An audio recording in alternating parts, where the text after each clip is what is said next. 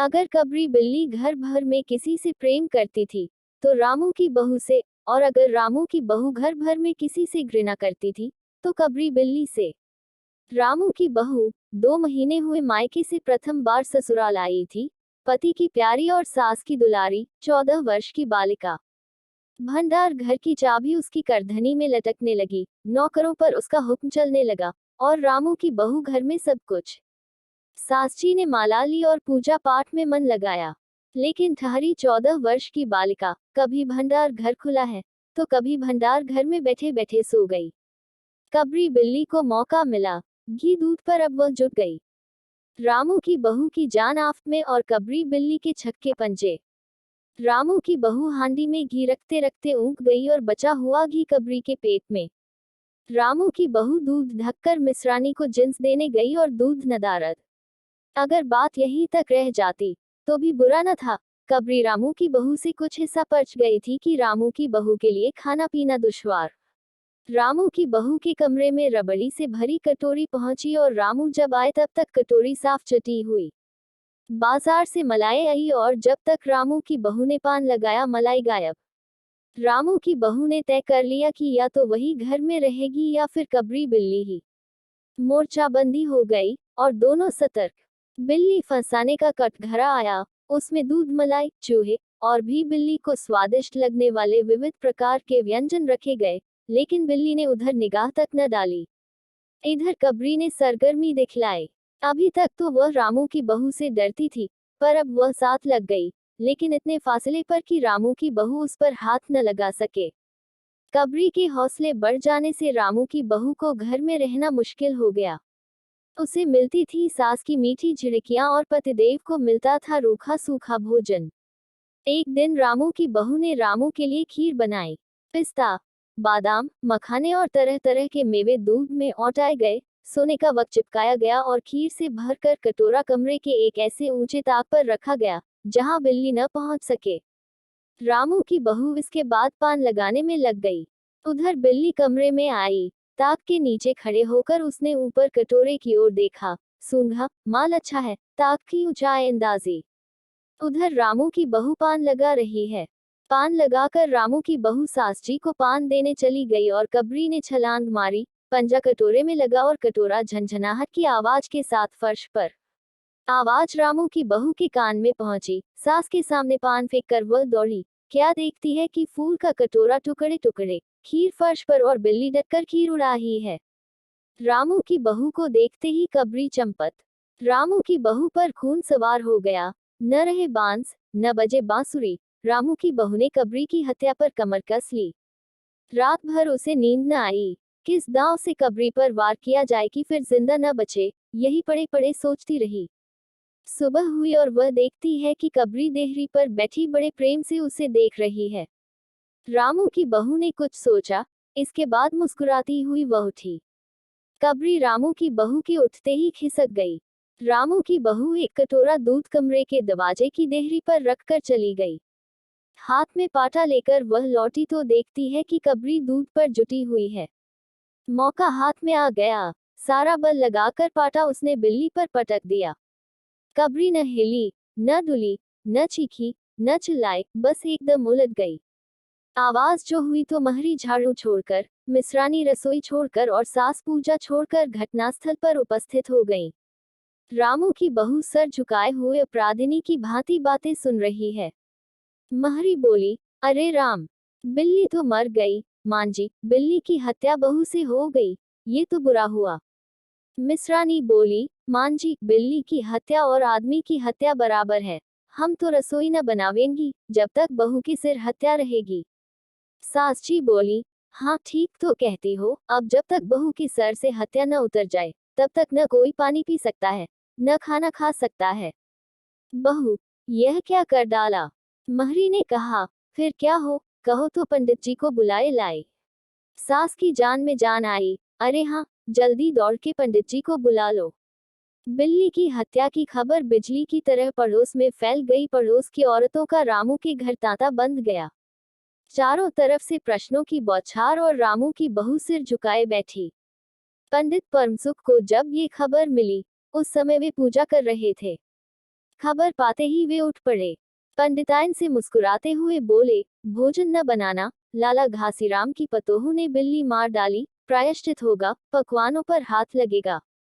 पंडित परमसुख चौबे छोटे और मोटे से आदमी थे। लंबाई 4 फीट 10 इंच और तोंद का घेरा 58 इंच। चेहरा गोल मटोल, मूंछ बड़ी बड़ी, रंग गोरा, छोटी कमर तक पहुंचती हुई। कहा जाता है कि मथुरा में जब पंसेरी खुराक वाले पंडितों को ढूंढा जाता था, तो पंडित परमसुख जी को उस लिस्ट में प्रथम स्थान दिया जाता था।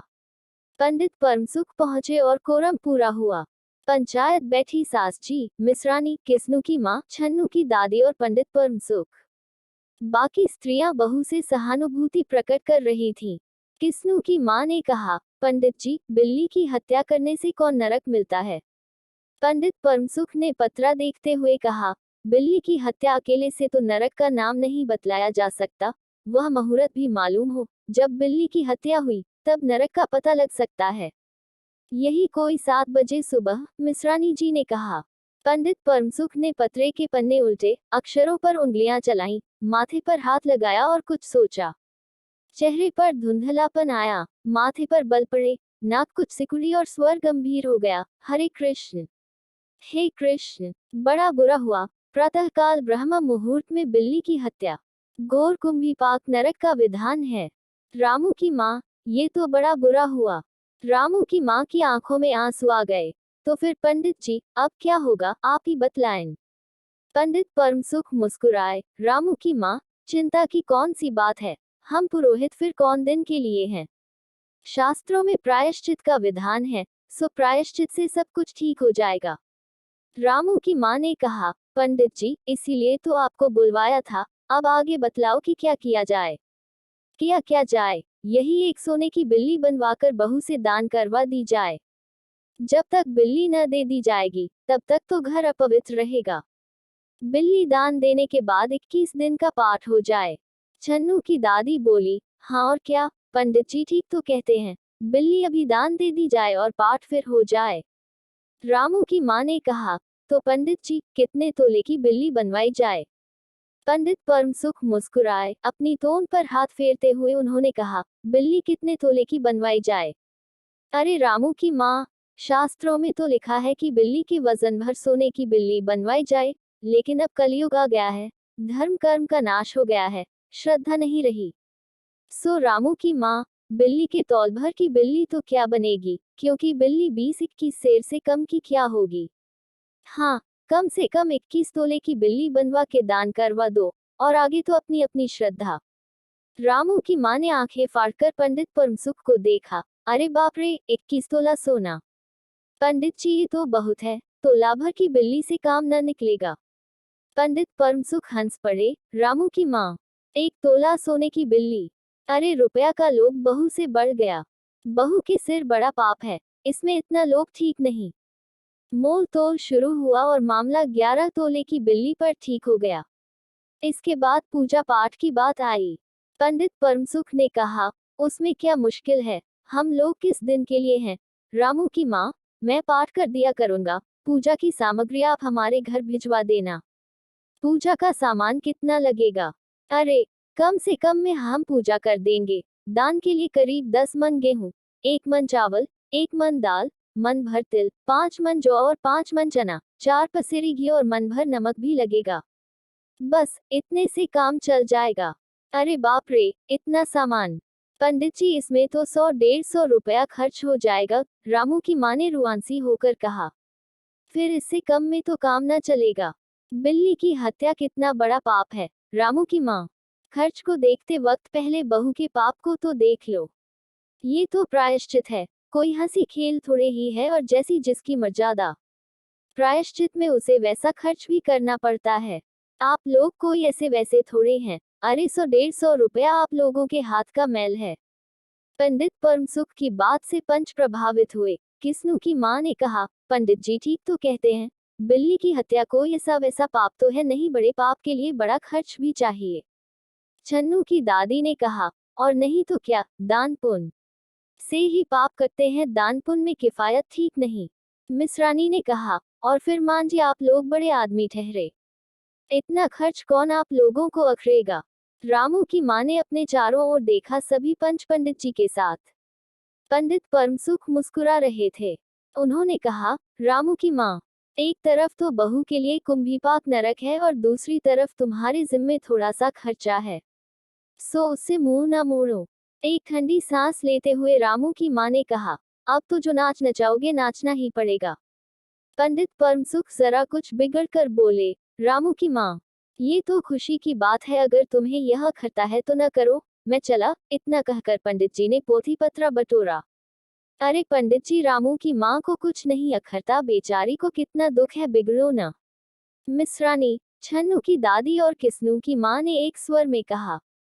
रामू की माँ ने पंडित जी के पैर पकड़े और पंडित जी ने अब जमकर आसन जमाया। और क्या हो, 21 दिन के पाठ के 21 रुपए और 21 दिन तक दोनों वक्त 5-5 ब्राह्मणों को भोजन करवाना पड़ेगा।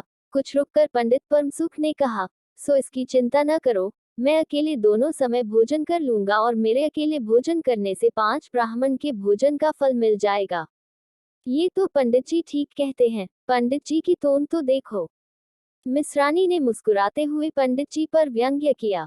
अच्छा तो फिर प्रायश्चित का प्रबंध करवाओ। रामू की माँ, 11 तोला सोना निकालो, मैं उसकी बिल्ली बनवा लाऊं, 2 घंटे में मैं बनवा कर लौटूंगा, तब तक सब पूजा का प्रबंध कर रखो और देखो पूजा के लिए। पंडित जी की बात खत्म भी न हुई थी कि महरी हौनपती हुई कमरे में घुस आई और सब लोग चौंक उठे। रामू की माँ ने घबरा कर कहा, अरे क्या हुआ री? महरी ने लड़खड़ाते स्वर में कहा, मां जी, बिल्ली तो उठकर भाग गई।